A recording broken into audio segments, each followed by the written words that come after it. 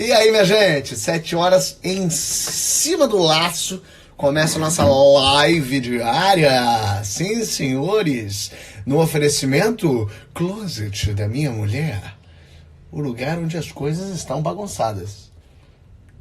Mas tá tudo bem, né, meu amor? Não tá nada bagunçado. Tá nada Eles não bagunçado. estão vendo lá. Ah, eles não estão vendo lá, realmente aqui tá tudo bonitinho. Pedro Cardoso já tá aqui. Hoje é dia de Pedro Cardoso. Hoje tem o Rodrigo Lombardi também. Amanhã tem Anitta, Rosana Herrmann. Na terça-feira tem. Fica com o dedo assim pra vocês. Tem. Não, eu lembro. Tem Alexandre Nero e Murilo Gun. Na quarta-feira tem Tirulipa e Dan Stuba. Quinta-feira tem Giovanni Eubank. Sexta-feira tem. Tinha alguém. Eu vou lembrar quem. Minha gente, o Pedro, que horas eu entro? Vamos entrar agora. Rodrigo Lombardi já tá por aqui. Rodrigo, eu vou começar com o Pedro e depois eu vou para você. Vou já começar com o Pedro Cardoso aqui, que está presente. Que hoje o papo vai ser bom. E o Pedro Cardoso recusou. Não recusa não, Pedro. Tem que aceitar.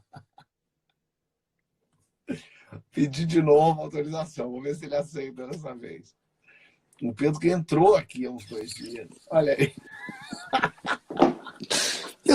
Eu posso escrever enquanto falo? Não, tem que falar só. Não posso escrever, olha lá, posso, eu escrevi errado, posso. Ah, e você manda para você mesmo, Eu- você manda pro nosso papo, é isso? Fala com quem você quer falar também? Como é que é? Você vai falar também com quem? Hoje com o Rodrigo Lombardi. Lombardi? O quer ator falar com... Rodrigo Lombardi. Não, Eu não é sei o que eu Lombardi lembrei Silvio do... Santos. Eu lembrei do Lombardi. Olha, Silvio, você está agora... Morreu, Lombardi. Não morreu nada, Fábio. Morreu, Para de morreu. matar as pessoas. Não morreu, verdade. Fábio. É Morreu. mesmo? Lombardi morreu já há um tempo. Agora o tecladinho não sai mais. Tá vendo? Foi uma maldição minha. Eu coloquei. A minha filha Maria pediu para eu mandar um oi para ela. Oi, filha, tô aqui com o Fábio. Oi, Maria, tudo bem com você? Será que ela Maria, tá vendo a gente isso. ou ela tá aí do seu lado? Não, ela tá vendo, ela tá no Brasil e falou que ia assistir e falou para eu mandar um oi para ela. Eu falei que ia botar ela ao vivo aqui, mas é mentira, não tem como fazer. Morreu, alguém escreveu. As pessoas estão escrevendo. Pedro acertou o dia hoje. As pessoas ficam escrevendo, é assim? As Que pessoas legal. estão falando, a gente tem que tomar cuidado para ler e não desconcentrar do papo enquanto a gente lê umas mensagens. Mas você não quer falar com o Lombardi antes? Eu estou em casa, se você quiser falar com ele antes, não tem problema eu falo algum. com ele, também está em casa. Só não está em casa quem apoia o Bolsonaro, né? Tá É na verdade, rua. as pessoas foram hoje. Que loucura. Gritando. O que acontece, hein? Não sei. Difícil saber. Difícil. Porque as pessoas, virou meio torcida de futebol, né? Assim, como elas defendem ele, então elas são contra, elas negam o vírus. É uma coisa meio estranha. É uma agressão absoluta. Bom, o Bolsonaro é um torturador, né? Então, ele está torturando o país. Quem votou nele provavelmente tem prazer igual a ele em ver as pessoas sofrerem, né? A pandemia é uma desgraça para ele, mas também é um prato cheio, porque é uma oportunidade que ele tem de deixar todo mundo permanentemente com essa sensação de mal-estar, né? Todos sabemos que temos que ficar em casa para que as pessoas que trabalham inevitavelmente tenham que cuidar de menos pessoas e, portanto, fiquem menos expostas ao risco. Eu acho que quem hoje vai para a rua não deveria ter direito de ser tratado, porque quando você entra doente, com uma doença contagiosa num hospital, as pessoas que vão tratar de você arriscam a vida delas para tratar de você. Se você não se cuidou, você não tem o direito de exigir um tratamento. Só pode pedir um tratamento as pessoas que aceitaram os limites, que ficaram em casa. Ou quem não pôde, os policiais que têm que trabalhar, as pessoas de supermercado, os motoristas de caminhão. Essas pessoas não podem. Então, realmente, se por acaso adoecerem, elas têm que ter tratamento. Mas quem sai de livre e espontânea vontade, eu acho que não deveria ter direito a exigir tratamento público, porque é uma agressão aos profissionais de saúde. Essa é a minha opinião. Porque tem uma coisa, as pessoas não sei se elas não estão entendendo ou elas não querem entender, porque a gente não está falando só da cura, a gente está falando de superlotação dos hospitais, de não conseguir atender quem tem corona e quem vai ser internado Por outra uma série de outros razão. motivos, por outra razão. Quem tiver um apendicite, Por entendeu? exemplo. Nesse momento, qualquer coisa. Tem um filho, qualquer coisa, né? Fábio, eu não sei, era possível não entender há um mês atrás. Era Isso. possível ter alguma dúvida. Mas você olhando para os Estados Unidos, que é o país que o Bolsonaro imita, né? A pandemia lá tem quase 1 milhão de pessoas. Tem 750 mil casos. A atitude do Donald Trump foi muito tardia, né? E foi igual aqui, negar, dizer que não era muito sério e tal. Eu estou aqui na Europa e eu vi acontecer na Espanha, na Itália, aqui do lado da minha casa. Eu vi acontecer na França. É uma coisa gravíssima. É uma coisa que a humanidade não sabe ainda como resolver. Claro que isso gera um problema econômico, mas é o que eu tenho dito. A solução para o problema econômico é uma solução que tem que ser inventada. Tem que se inventar uma economia para que a gente possa ficar em casa enquanto for necessário. É uma invenção nova, é uma criatividade nova, é uma generosidade nova, é uma porção de novidades que certamente o grupo que está no poder no Brasil não quer. Eles querem... Tanto que você vê as pessoas que estão fazendo esses movimentos são pessoas de classe média baixa em busca de ascensão social para a classe média alta, né? Que é o que foi prometido para eles. E as pessoas de classe média alta estão em casa, né? Porque rico não se arrisca, né? Eles pagam a classe média baixa para a classe média baixa ir lá fazer carreata. Você não vê um Mercedes-Benz, uma Land Rover. Você vê carros de classe média. É uma coisa muito cruel. Agora, eu compartilho da sua perplexidade. Eu não tenho a menor pretensão de entender o que é esse fenômeno fascista, nazista, no qual o Brasil embarcou. Eu nunca imaginei que o Brasil fosse um país predominantemente nazi-fascista, como ele se revelou. Não é o país onde eu... Você fala isso e muita gente fala assim, pô, Pedro, mas espera aí, uma coisa é nazismo, fascismo, outra coisa é o Brasil que a gente está vivendo. O presidente, tudo bem, ele é um doido, ele é um maluco, mas ele não é fascista, ele não é nazista. Eu acho que eu acho que não existe ainda hoje no Brasil uma administração absolutamente nazi-fascista, porque há muita resistência.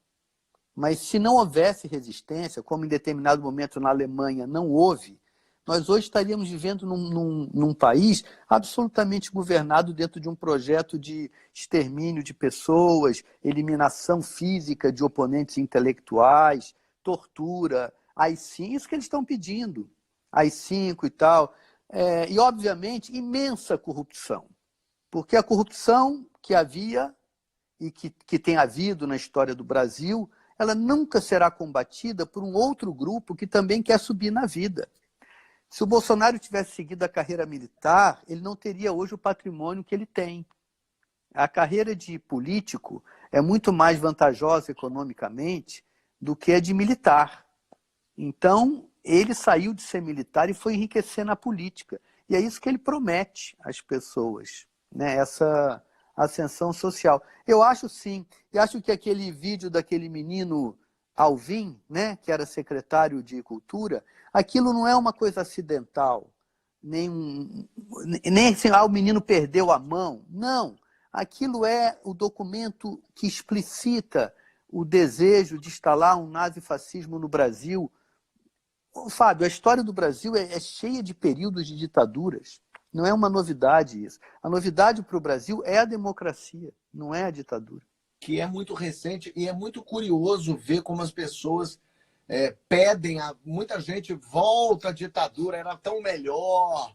Você que viveu esse período de ditadura, muita gente fala assim, tudo bem, teve uma parte da população, uma pequena parcela que talvez tenha sofrido porque estava fazendo arruaça, porque era comunista e tal. Como é que era na ditadura, Pedro? Era moleza?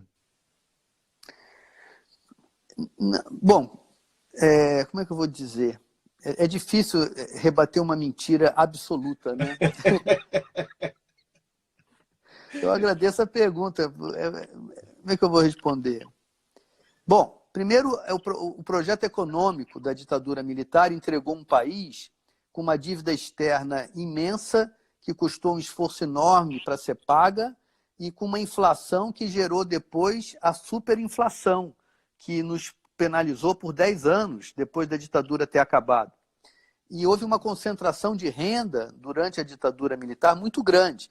Então, houve um enriquecimento do país enquanto nação, mas houve um empobrecimento da maioria do povo. Então, é um projeto ditatorial de concentração de renda. Então, era muito ruim pelo aspecto econômico. Eu vivia ali, a vida era muito difícil. Agora, as ilusões da ordem eram realmente grandes, porque, aparentemente, os problemas eram menores, porque éramos também 70 milhões de pessoas. Outro dia eu falei sobre isso. Hoje somos 220 milhões, com sucessivos governos estaduais, municipais principalmente, e até federais, muito negligentes com todas as infraestruturas. Então é natural que hoje, nós sendo 220 milhões, os problemas que durante a ditadura eram proporcionalmente menores, nos pareçam hoje serem maiores. Mas já havia violência, já havia assalto, já havia uma opção de coisas. E não havia liberdade alguma, né, Fábio? Então... Quando você tem a liberdade como uma opção, ela já não é válida. A liberdade tem que ser determinante, tem que ser uma pedra fundamental, né? Eu e você, nós dois, estaríamos provavelmente presos numa ditadura militar.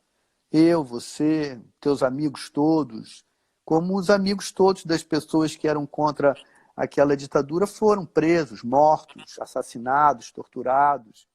Mas por que, desculpe te interromper, mas por que a população, de um modo geral, porque a gente, tudo bem, somos artistas, mexe com arte e tal, mas por que a população não via, na época, não via a ditadura como algo terrível? E, na verdade, pergunto também, a população via a coisa, a população de classe média baixa, classe baixa, ela estava preocupada com outras coisas, que é sobreviver, do que se preocupar com a ditadura, por exemplo? Você treinou bem lá naqueles teus tempos de Record a ficar entrevistando as pessoas, né? Você realmente virou o Jô Soares da sua geração. Parabéns, amigo. Muito obrigado. Não sei te responder. Eu acho que a vida cotidiana é muito exigente. Você, por exemplo. Quanto tempo você tem para fazer política? Eu tenho pouquíssimo tempo. Eu acordo de manhã, leio jornais, escrevo para o Instagram alguma coisa... tento responder às pessoas o mais que posso, porque acho que o Instagram é uma indelicadeza de desconsiderar o que as pessoas me respondem. Mas eu tenho que trabalhar, eu tenho que lavar louça, eu tenho que fazer a minha cama, eu tenho que cortar um pedaço do meu gramado, eu tenho que cuidar das minhas filhas, eu tenho muito pouco tempo para fazer política. Agora, os políticos, incluído aí os militares, quando se metem na política, são pagos por nós para fazer política. Então, o povo tem 10% do tempo dele para fazer política. Então, quando aparentemente as pessoas não estão demonstrando insatisfação, é porque elas estão dentro do ônibus, elas estão indo trabalhar, elas estão perdendo emprego, estão ganhando emprego, estão passando fome ou não estão. Então, as pessoas estão muito ocupadas em sobreviver. Um dos problemas de lutar pela liberdade é que toma tempo. Entendeu? Assim... Toma muito tempo. A gente ainda consegue, porque a gente consegue lutar pela liberdade ao mesmo tempo que trabalha. Então, quando vocês fazem aquele programa muito engraçado sobre Jesus Cristo, a primeira tentação de Jesus, que é uma... Eu gostei muito de falar aquilo que... quando a gente fala da religião, a gente não está falando de Deus, a gente está falando das pessoas. A gente nunca está agredindo ao próprio Deus. A gente está falando das fraquezas humanas, dos delírios humanos. A religião cristã tem muita repressão à sexualidade. Então é uma boa piada falar da sexualidade do Deus deles. Isso não é ofender a eles nem ao Deus deles. É falar das imperfeições do ser humano e tal. Quando você fez aquilo, você está fazendo simultaneamente o seu trabalho e a sua contribuição política, né?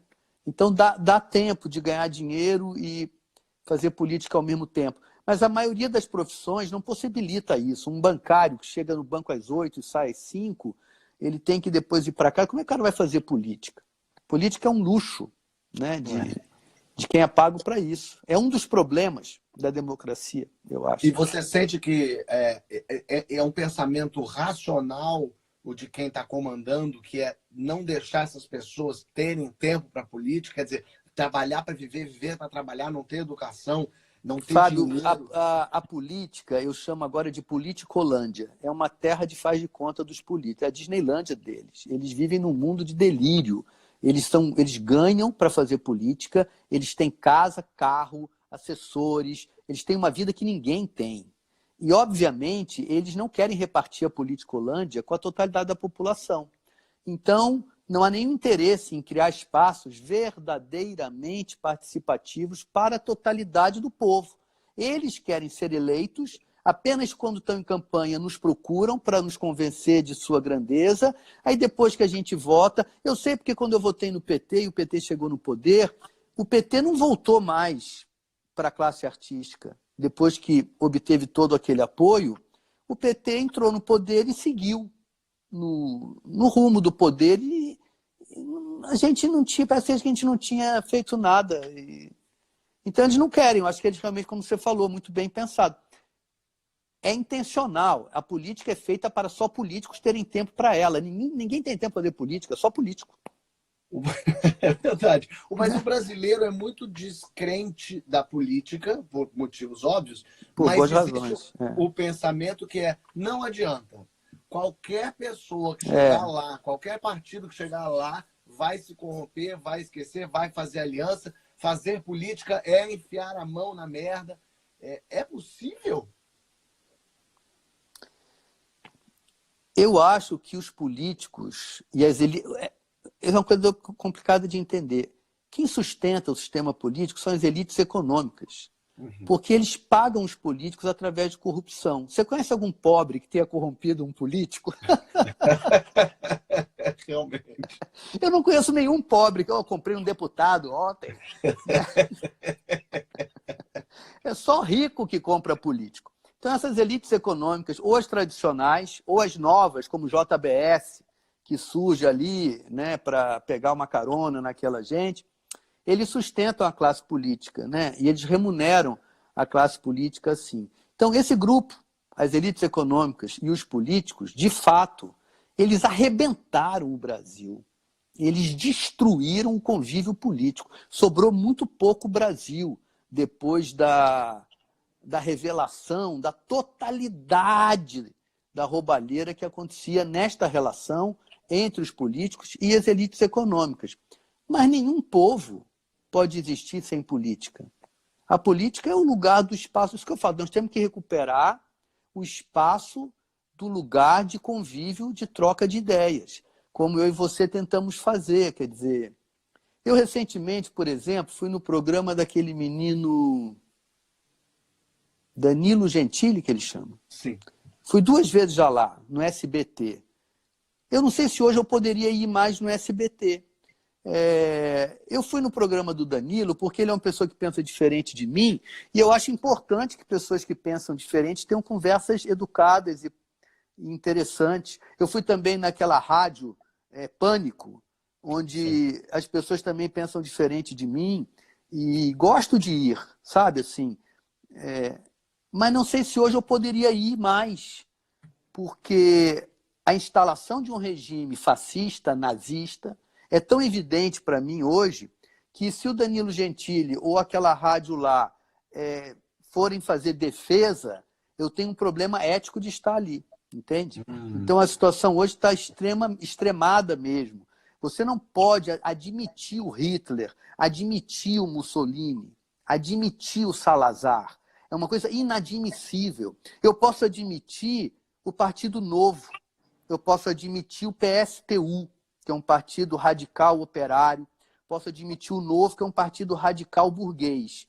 Eu posso admitir, obviamente, o PT, o PTB, o PSDB, uma opção de coisas. Mas eu não posso admitir o Arena, de novo, esse negócio fascista. Isso é inadmissível, é intolerável, não podemos conviver. Se convivermos, pagaremos o preço que estamos pagando agora, de estar as pessoas fazendo carreata na porta de hospital, onde as pessoas estão trabalhando para salvar vidas. E os outros, porque querem voltar ao comércio, vão fazer buzinaço na porta de hospital. Então, eu não sei se eu hoje poderia, entende, Fábio? Eu fui com você no SBT, não fui? A gente não foi no programa daquela menina simpática? Da Maísa. Da Maísa. Eu não sei se eu hoje posso ir no SBT, porque seria dar uma espécie de aval ao Silvio Santos, que é uma pessoa que aliou-se ao nazifascismo vigente. Eu não posso mais ir lá, entende? O país vai ficando pequeno. Isso é uma ditadura. Você testemunha de... Eu dei uma entrevista para o Gugu Liberato. Mais diferente de mim, impossível. Eu, quando saí da Globo, eu falei, eu vou lá falar com todo mundo que eu não podia ir por contrato, eu vou. Igual você fez, você também falou muito isso. É legal, está em todos os lugares. Eu achei uma boa sabedoria sua. Eu fui lá, mas hoje eu já não sei se eu iria, pelo que poderia significar um apoio meu a essas pessoas. Agora, se eu for lá no Gentili e ele falar, não, você tem razão, de fato o Bolsonaro é uma tentativa de instalar um regime ditatorial no Brasil, eu também sou contra isso. Aí, então vamos conversar. Mas Agora, você sente que é uma coisa nova para o brasileiro, essa coisa de conversar sobre política? Porque o que eu sempre ouvi foi futebol, política e religião não se discute, não pode falar, que é o que mais que a gente fala hoje. O brasileiro não sabe conversar com alguém que tem uma opinião diversa? Fábio, nós não somos um só, né? Essa figura que você está falando aí, o brasileiro, é essa figura que eu acho que desapareceu para mim. Eu realmente não me sinto do mesmo país que essas pessoas. Eu não me sinto brasileiro como essas pessoas. Eu me sinto brasileiro como Chico Buarque, como Gilberto Gil, como Regina Casé, como você, como Gregório, como uma opção de enfermeiros que estão trabalhando, como uma opção de médicos que estão trabalhando. Agora, eu não me sinto um brasileiro como pessoas que estão fazendo carreata em porta de hospital. Eu não me sinto um brasileiro como quem está se reunindo e pedindo AI-5. Se eles são brasileiros, então eu não sou, ou pelo menos o Brasil, temos que admitir, não tem uma identidade única. Não existe o brasileiro. Existe uma confusão muito grande, na minha opinião. Existe uma desordem estrutural, original, histórica, que fica escondida nessa figura patriótica, o brasileiro. Então o brasileiro é assim. Não, nós não somos um só, nós somos muitos e talvez não sejamos os mesmos e talvez nós não gostemos uns dos outros. Porque eu, nesse momento, não gosto de nenhuma dessas 57 milhões de pessoas que colocaram esse sistema no poder. Eu ajudei a colocar o PT no poder, mas diante dos crimes e dos desmandos do PT, que não são os que essas pessoas dizem, mas são alguns, eu não fiquei louco, eu não fiquei negando igual um maluco, não, imagina, de jeito nenhum, são pessoas maravilhosas, são santos. Eu não impus aos outros a minha arbitrariedade, eles não podem impor a mim. Se alguém... Outro dia veio um sujeito aqui no Instagram dizer, Pedro, eu te admiro, eu sou bolsonarista. Cara, era um amor de pessoa. Isso é uma tática de conversa. Ele tenta ser um amor de pessoa para dizer, pô, o Bolsonaro eu ainda apoio ele. Assim, muito cândido. Eu ainda apoio ele. Assim, muito bonitinho. As pessoas... Você diria que, por exemplo, muitas das 57 milhões de pessoas votaram no Bolsonaro. Muitas delas votaram nele para não votar no PT, porque não queriam. Mas esse 1 ano e meio, digamos, de governo Bolsonaro, já teria que ter feito quem votou ter se arrependido. Né? Eu tenho alguns amigos que votaram no Bolsonaro por um delírio antipetista e também por achar que tinha que mudar e tal. É uma coisa mais ou menos razoável, né? Mesmo diante das evidências, num mundo de tantas mentiras. Eu mostrei para um amigo uma vez o vídeo do Bolsonaro falando que ele era a favor da tortura. E ele não acreditou. Ele não acreditou. Falou, não, isso é armado. Eu falei, como é que é armado? É áudio e vídeo? Não, mas isso aí tá editado. Eu falei, não está editado, eu trabalho com isso. Está um plano direto, está aqui. Então, ok. Agora, depois que ele tomou posse, e depois das atitudes que ele tomou, Weintraub, Damares, né? Esse ministro aí das Relações Exteriores, os filhos dele, também não se sabia da ligação dos filhos dele e dos elogios com as pessoas do crime organizado, da máfia policial. Não se sabia isso nitidamente durante a campanha. né? Era uma informação que algumas pessoas tinham, mas depois que ele tomou posse, há uma suspeita, e eu falo uma suspeita porque a gente nunca pode condenar alguém antes de alguém ter sido condenado pela justiça, mas há uma suspeita muito forte de envolvimento dele mesmo e dos filhos dele com máfias policiais, que é a coisa mais baixa que pode existir numa sociedade, é uma máfia policial, né? Então, se as pessoas ainda querem acreditar nisso, não é Brasil para mim. Eu não faço questão de dividir com essas pessoas nem a mesma calçada.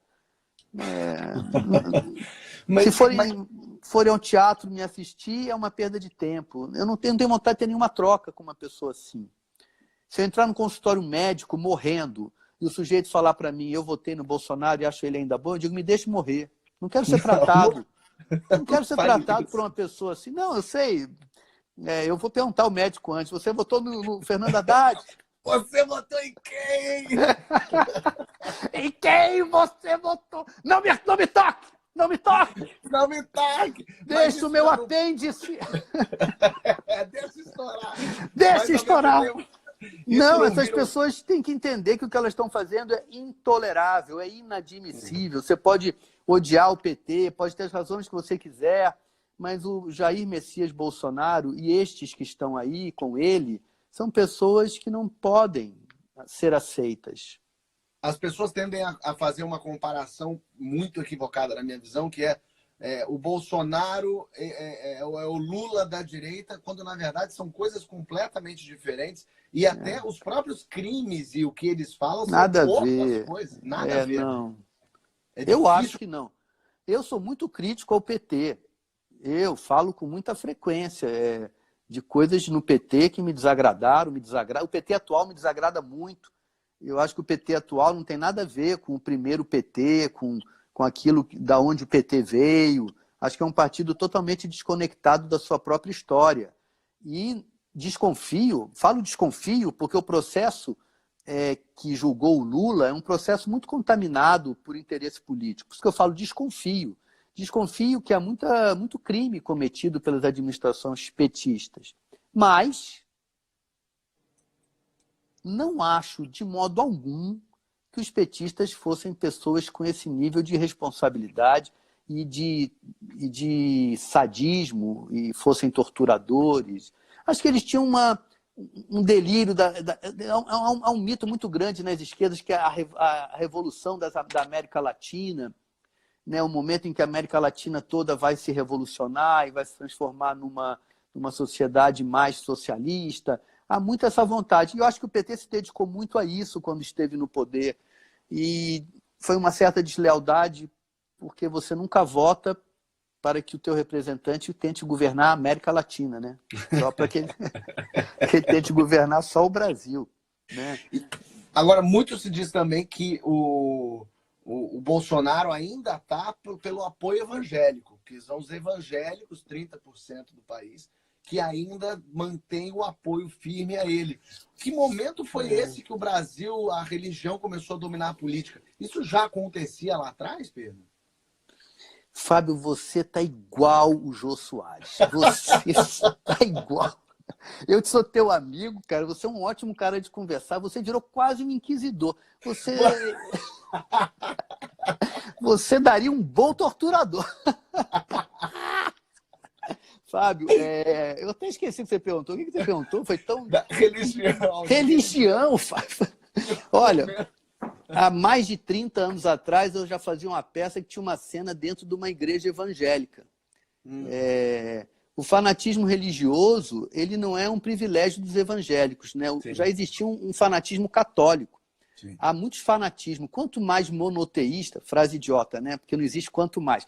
Mas as religiões monoteístas, elas tendem ao fanatismo, né? Porque é um Deus só, meu Deus, né? É muito complicado. Esse assunto que você me perguntou agora, eu estou hesitando a responder, porque a resposta para ele é uma resposta de 2h30, sabe? Eu acho que eu tenho muitas questões a respeito desse assunto. Eu vivo me perguntando isso. As pessoas eram humilhadas no Brasil de muitos modos. Um dos modos é que a Igreja Católica era uma igreja dos ricos. E os pobres, os empregados, ficavam no fundo da igreja. e eram olhados com com certo incômodo pela classe média que ia na Igreja Católica. Esse é um sentimento, por exemplo, que as igrejas evangélicas capturaram. Nas igrejas evangélicas, o homem pobre é protagonista do culto, né? Ele não é secundário. Agora, 80% dessas igrejas não tem Deus, não tem fé, não tem nada. É bandido, é conto do vigário. Conto do vigário. A Igreja Católica já foi assim. Conto do vigário. Vendia lugar no céu. Mas na Idade Média, a Igreja Católica vendia um lugar. Você comprava um lugar no céu. Né? Que loucura. Uma loucura. E hoje em dia, essas igrejas evangélicas vendem riqueza. Basicamente, eles vendem saúde e riqueza. Se você pagar o dízimo, você vai ficar rico e você vai ser saudável. Agora, com um problema de saúde real, eles estão todos fugindo, né? Porque, obviamente, aquilo é mentira. E aquele histerismo, aquelas pessoas que vão lá, levam um exame. Eu fazia no Homem Primitivo com a Graziella uma cena de 15 minutos, que fazia vários milagres. É tudo mentira. Agora, por que essa mentira é tão interessante para as pessoas, que foi a sua pergunta, eu não sei responder. Eu acho que isso vem de frustrações muito complexas. É uma conjunção muito grande. O que eu acho que é evidente é que é uma coisa absolutamente desonesta. Não é religião verdadeira. Não há de fato ali uma lida com a fé. Eu conheço a Bíblia. Eu gosto de ler a Bíblia. Aquela Bíblia que eles leem, aquilo é tudo uma leitura fantasiosa, ridícula. A Bíblia é um livro muito complexo. É um livro muito difícil de entender. Não dá para pegar assim e falar qualquer coisa. Abre uma igreja em qualquer esquina. Foi uma vez deixar um amigo meu na comunidade e ele me mostrou assim, ó, que abriu ontem aqui uma igreja. O cara abre para 6 pessoas, 7 pessoas. É assim. Vira um negócio mesmo, né? É um negócio. E o Bolsonaro não está nisso porque ele acredita em Deus. Ele está nisso como um negócio. Agora, quem é que foi na inauguração do Templo de Salomão? Dilma Rousseff. No mesmo ano em que a Dilma assinou a Comissão da Verdade, que terminou o trabalho da Comissão da Verdade, chamava Comissão da Verdade. Era sobre a verdade do que tinha se passado desde o Getúlio, se eu não me engano. Ela também vai na inauguração do Templo de Salomão. Mas vai ela, vai o Alckmin, vão todos eles lá. Então, o que eu digo, de fato, os políticos esculhambaram com a política. Como é que uma presidente vai na inauguração de um negócio que é de uma mentira absoluta? Eles não sabem que o bispo Edir Macedo, primeiro, não é bispo, e segundo, aquilo não é o Templo de Salomão, é o templo dele. Não foi o Salomão que fez, é o templo dele. O do Salomão tinha feito. Agora ele faz um templo para ele e chama de Salomão, e é um negócio cristão, mas o templo é judeu. É uma loucura, é uma loucura. É uma loucura sem pé nem cabeça. E vocês fazem uma brincadeira e são atacados. Eu fiquei, Fábio, rapaz, não te falei ainda sobre isso, mas eu fiquei... Isso é uma ditadura. Isso é a ditadura. Isso já é a ditadura.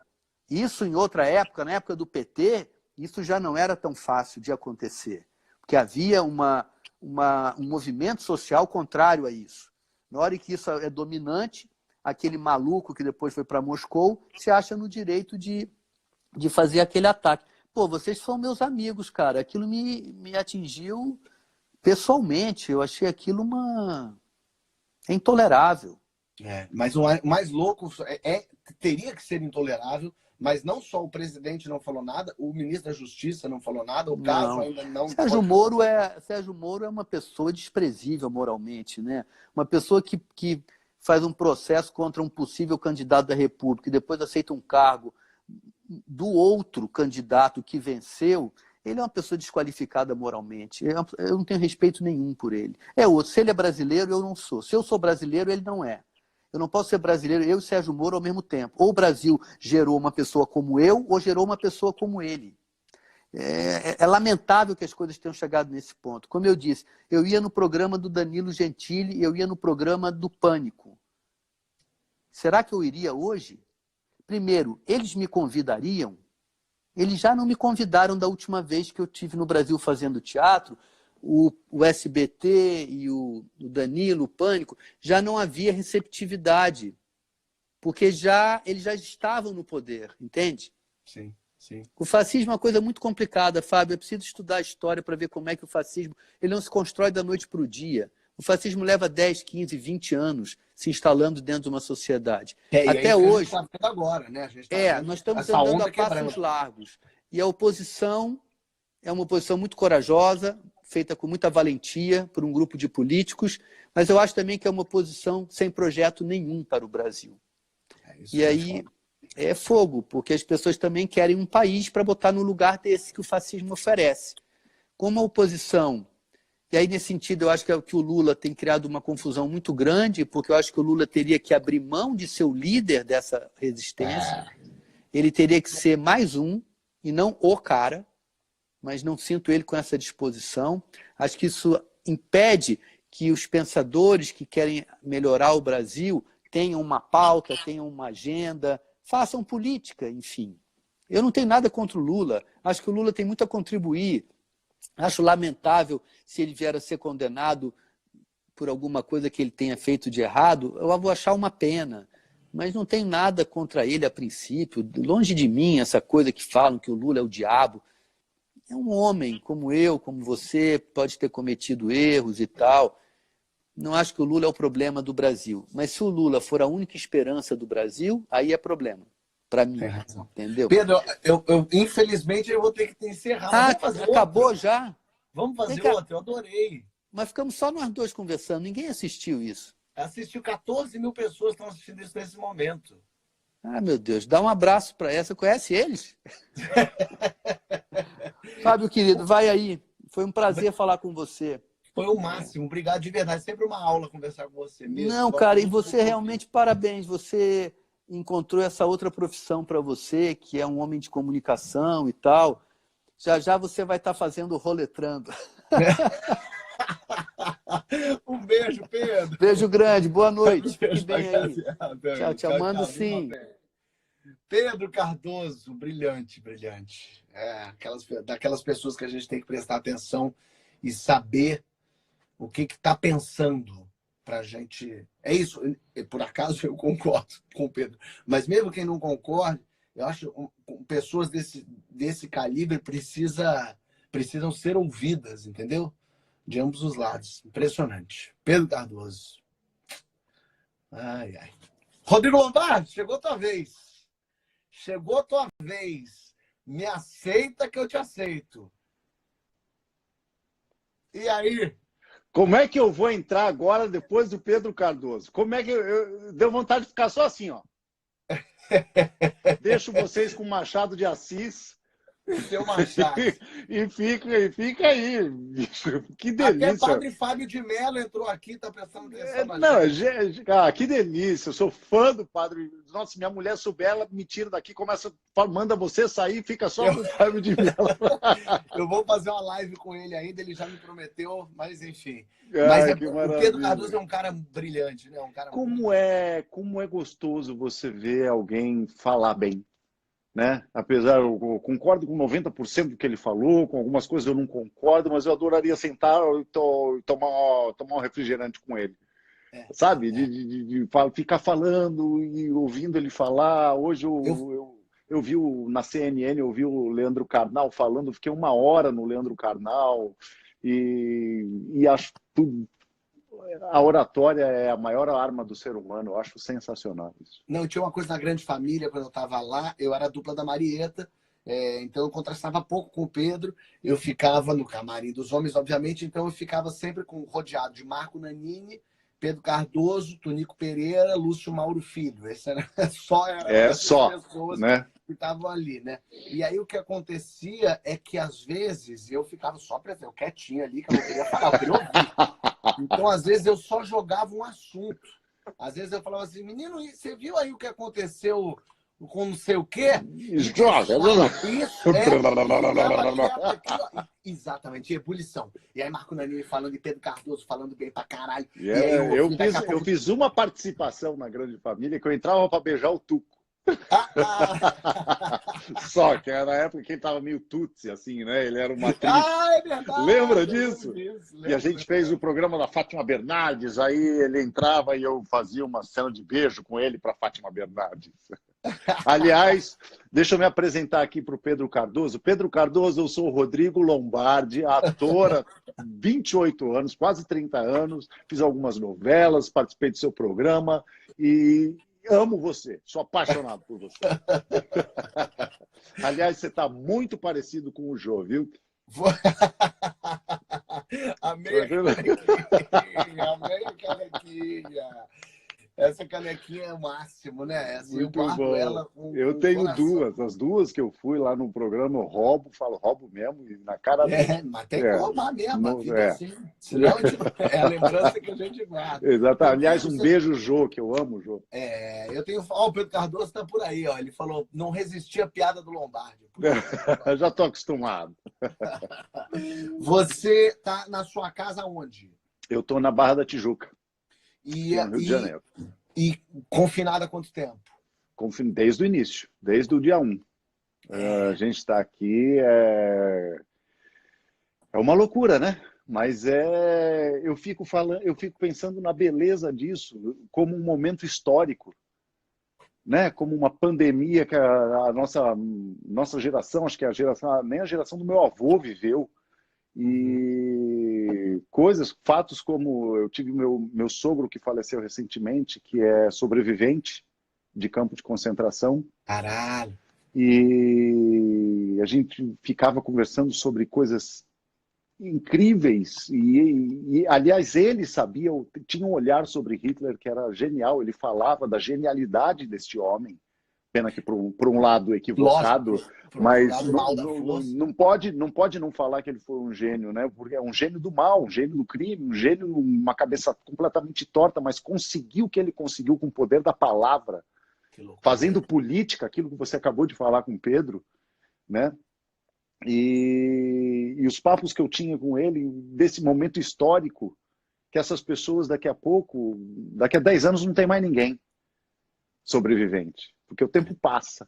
E a gente está vivendo um momento que, pela primeira vez, eu acho que as pessoas, nessa era digital, as pessoas estão se olhando, as pessoas estão... Né? Porque antes até agora todo mundo só olha para o celular. Agora eu estou tendo que olhar para o celular para falar com você. Então a gente está se olhando, olha que beleza. Né? Né? Mas está fazendo muita diferença mesmo, porque a gente, ainda mais com o WhatsApp, né? A gente parou não só de ver a pessoa, mas de falar com a pessoa, porque a gente só escreve. Vira. Lagriminhas. E isso realmente houve uma reviravolta nesse sentido da gente, peraí, lives, Exatamente. fazendo lives e tal, é meio essa... Exatamente. A gente tem que entender que esse veículo não é... Eu tive uma reunião com os professores, né, de educação internacional para ver como é que está o mundo no quesito educação, e eles falaram assim, não é para brigar com seu filho que fica no celular. Aprenda a usar o celular também, porque isso é o futuro. É daí que ele vai tirar, talvez, as profissões que ele vai ter daqui para frente, que entrarão nos lugares das profissões que ele quer hoje e que quando ele se formar não existirão mais. Olha que loucura, só. né? Que loucura.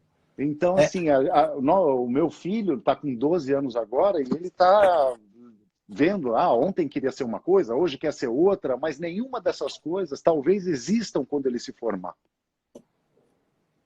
Então, para que a gente está formando nossos alunos? Né? Então, hoje, o mundo inteiro, a educação ela é voltada para preparar o seu filho para estar preparado. Então, aquele garoto consegue se comunicar melhor, ele sai na frente. Então, tem aula de public speaking, que é você saber falar em público. As pessoas têm mais medo da morte do que falar em público, sabia? Exatamente. Não, exatamente. as pessoas têm mais medo de falar em público de falar do que da morte. Uma loucura isso, né? Então, tem a aula de teatro em alguns colégios na Europa, é matéria que repete hoje. Olha Por só. quê? Porque você tem que estar apto você tem que prestar muita atenção nisso. O mundo sintetizou tudo e de tal maneira que as escolas estão fazendo você aprender a se reunir. Olha que loucura. Tem técnicas de reunião. Tem técnicas de reunião para CEO de empresa. De como fazer uma reunião em 5 minutos, porque hoje você não tem mais que isso para expor a sua ideia. né?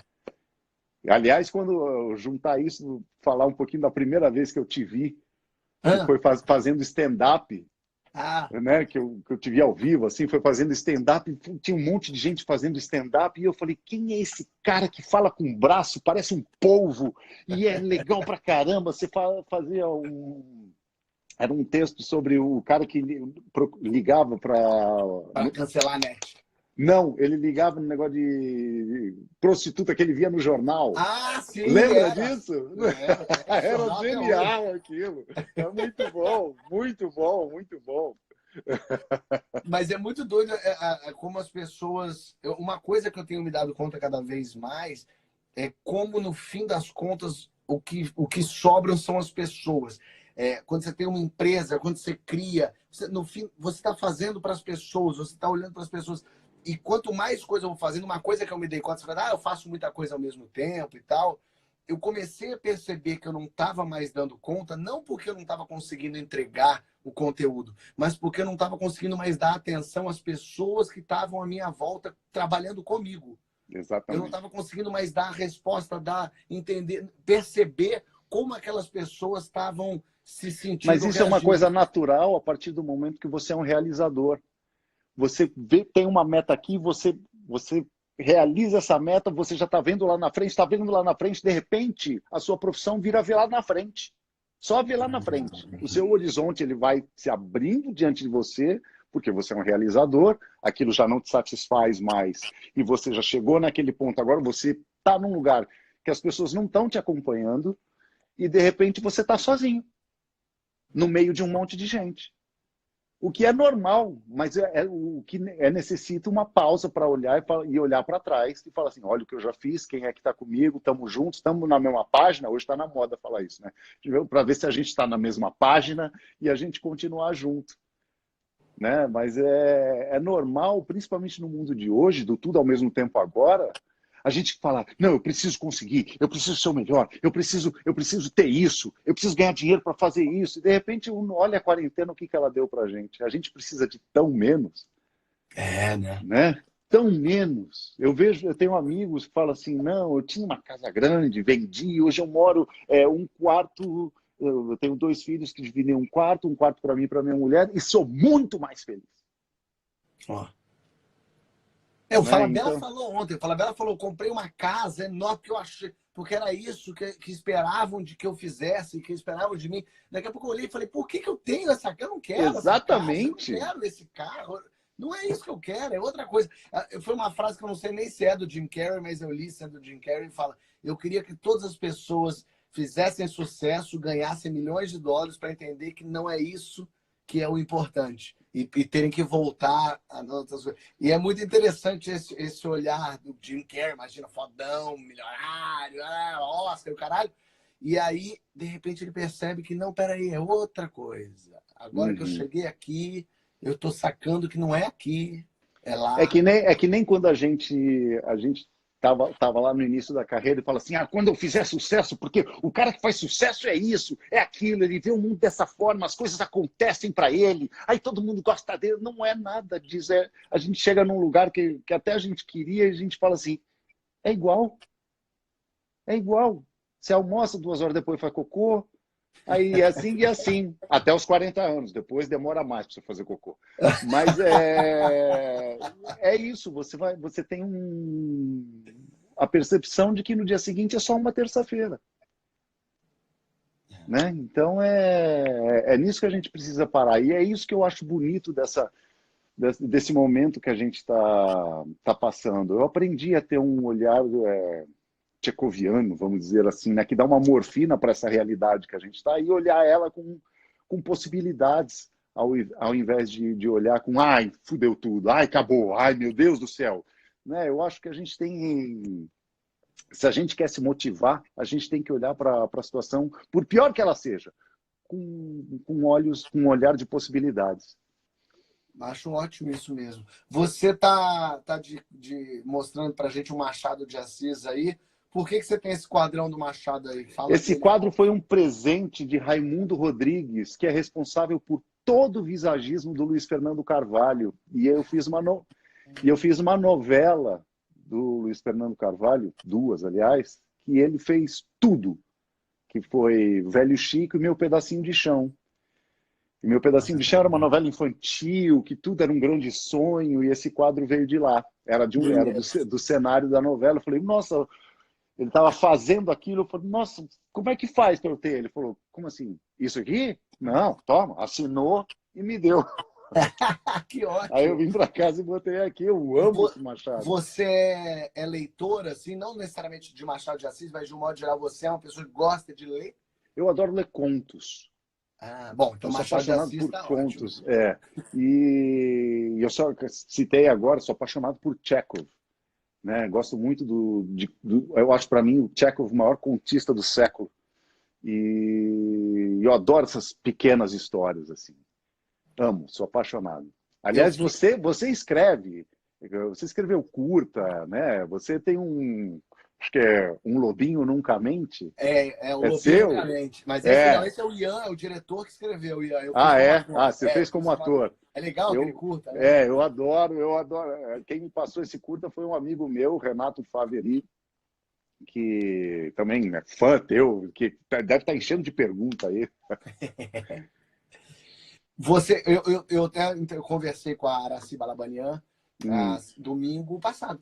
E ela, você falou que gosta de contos, enfim, ela faz ouça o audiobook dela lendo contos da Clarice Lispector. Olha das que coisas demais. mais lindas que você vai ouvir. É um negócio que de uma bacana. profundidade, ela lê. Eu Vou nunca anotar tinha aqui. vivido isso, assim, que é entrar. Foi até perigoso, eu quase bati o carro, porque eu ouvia no carro, eu botava o CD no carro, na época que se usava CD, botei o CD e ia indo, sei lá, pro Projac, ia ouvindo Sei. a Clarice. Só que você entrava tanto dentro da história, as imagens iam surgindo tanto na frente, que chegou um dia que eu me desconectei do trânsito. Olha só. Olha o poder da Aracy. E ela vai lendo Clarice, vai entrando e vai fazendo com uma graça, com uma sutileza. É uma loucura, né? Brilhante. Eu adoro ouvir audiobook também. Eu acho que tem histórias assim. Tem histórias que têm que ser lidas, tem histórias que têm que ser ouvidas, e tem histórias que têm que ser verticalizadas, colocadas na nossa frente, assim, para a gente assistir. Né? Não, é ótimo. O livro do Tim Maia, por exemplo, Vale Tudo, do Nelson, eu ouvi o audiobook com o Nelson narrando. Olha, Nelson Mota fazendo é genial, né? Então era um negócio de louco. É genial, Né? Era ele falando daquela situação que ele mesmo... Com propriedade, né? Não é que ele está tendo uma interpretação sobre aquilo, que bonito. Não, ele viveu, né? Parece que você materializa a pessoa na sua frente. É demais. Você demais. Saiu da quarentena, qual é o seu próximo projeto? Eu estou no meio de um projeto, eu não posso nem cortar o cabelo. Eu estava gravando uma minissérie chamada O Anjo de Hamburgo, sobre a história... É uma história real, na Segunda Guerra Mundial, de Aracy de Carvalho, que era uma funcionária do consulado brasileiro em Hamburgo, na Alemanha, durante a Segunda Guerra. Uau. E eu faço Guimarães Rosa, que antes de escrever Grande Sertão Veredas, foi cônsul do Brasil na Alemanha durante a Segunda Guerra. Que loucura, nunca soube E ele disso. chega nesse lugar, vai para lá fascinado pela língua alemã, e não estourou a guerra ainda, e já encontra essa mulher falsificando passaportes para judeus irem embora da Alemanha, porque ela já previu tudo. Mas isso é o quê? Uma série da Globo, isso? É uma produção da Globo com a Sony Internacional, é toda em inglês, são 103 atores estrangeiros. Porra, que puta projeto É maneiro. um puta projeto legal, direção do Jaime Monjardim. É lindo, lindo, lindo, lindo, lindo. Porra, E a gente, ótimo isso. a gente começou a gravar em Buenos Aires, chegamos de volta aqui, gravamos uma semana, pum, parou tudo. Caralho. Pô, isso vai ser para 2021. Vocês vão gravar, imagino eu agora. Deve ser agora, espero que no final do ano. 2021, é isso? Provavelmente. Nossa, isso aí, se ficar ruim, vai ficar bom. Imagina. Não é? Bom. Eu também acho. Até onde a gente filmou estava lindo, assim. Muito bom quando a gente é chamado para um projeto bom, né? Pois nossa, eu fiquei maluco, porque eu entrei no lugar. Eu sou assim na Globo, né? Eu entro no lugar das pessoas. Aí eu entrei no lugar do Matheus Solano, Aham. e aí, faltando 2 semanas para começar o negócio, eu entrei. Mas você já tinha entrado no lugar de quem aonde? Qual novela? Ué, eu fiz, por exemplo, quando eu fiz Pedacinho de Chão, eu entrei no lugar do Osmar Prado, olha só, eu entrei no lugar do Osmar Prado, que foi para o lugar do Lima Duarte, que não pôde fazer a novela. Ah, olha Então, só. foi uma loucura. E Carcereiros, com a morte do Domingos Montanher, era uma série que também não era para mim, era para ele, aí eu fui chamado, entrei no lugar do Domingos. Aliás, que projeto, Carcereiros, hein? Eu assisti o filme, Ah, achei foi lindo, né? muito legal. Foi lindo, foi lindo. São 2 visões desse universo, né? A visão do filme e a visão da série, que são completamente diferentes. Né? O filme é uma aventura, uma noite filme. naquele... Irmão. E a série é um drama sobre o cotidiano dessa pessoa, né? O cara que vai todo dia abrir e fechar, e trancar, e cuidar, e proteger, e ir atrás. Então, na verdade, são vários contos personificados por esse carcereiro. Então, esse carcereiro são todos os carcereiros. São todos os carcereiros. No Verdades Secretas, você estava desde o início ou também entrou no lugar de alguém? Verdades Secretas eu estava desde o início. Eita, que vi! Vai ter o 2, não vai? Vai ter o 2. Mas daí você não vai estar Eu nesse. não tô, eu morri, né? Nossa, você morreu, não tem como. Mas sei lá, volta um sonho. Ué, não é nada, não é impossível. Se bem que eu acho que bate data de gravação. Sei, Né? Com essa série que vou terminar agora. E quando eu acabar essa série, eu vou fazer Grande Sertão Veredas, do Guimarães Rosa. O filme? O filme? Que o filme... Que então, maravilha. Então, incrível também, gente. Imersão absoluta em Guimarães. E depois faço um musical, faço Sweeney Todd. Ah, que ótimo que o Johnny Depp fez no cinema. Né? Exatamente. Você vai fazer o personagem que era do Johnny Depp? Eu faço Sweeney Todd. Se Ótimo. tudo der certo, porque a gente está organizando a agenda agora, Claro. né? Com essa coisa. Pô, só os projetos bom, hein, Rodrigo? Graças a Deus, né, Fabio? Pô, Então, ótimo, a gente começa a ir atrás das coisas que a gente ama e as coisas que a gente ama começam a procurar a gente também. Que bom. Em determinado momento. Eu adoro esse tipo. Aliás, eu estava vendo você. Cara, que trabalho que você. Você é o Olaf. Eu sou o Deus do céu, você é o Olaf! Genial! Genial! Porque eu amo dublagem, né? Eu adoro dublar, eu adoro... Então, quando eu falei para o meu filho, eu falei, vou fazer com Porchat.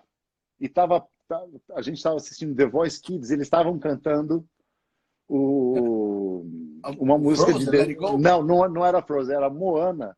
Mas aí eu falei que eu ia fazer a live com o Olaf. Meu filho deve estar aí no meio, deve estar assistindo aí no quarto dele, em algum lugar. Maravilhoso. Rodrigo, vamos ter que ir embora. Acabou. Ai, muito bom, adorei, cara. Eu amei também. Eu também, cara. Que A foto demais. esqueci de tirar com o Pedro Cardoso, eu vou fazer uma outra live. Como é que só pra tirar uma foto. Me dá a sua metade aí. Vai lá. Peraí. Tô achando que essa barba eu fiquei um homão da porra lá. Não é?